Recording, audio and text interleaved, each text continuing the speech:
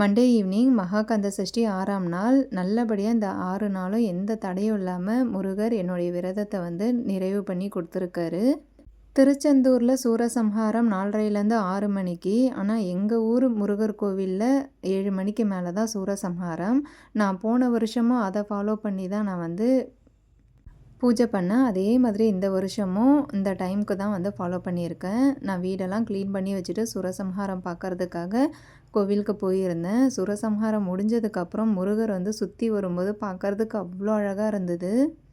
சூரசம்ஹாரம் பார்த்துட்டு வந்த உடனே குளிச்சுட்டு அதுக்கப்புறம் வீடெல்லாம் தொடச்சிட்டு அதுக்கப்புறம் தான் வந்து பூஜை ரூமில் வந்து என்டர் ஆகணும். இன்றைக்கி நான் பிரசாதமாக சாம்பார் சாதம் தான் செஞ்சுருந்தேன்.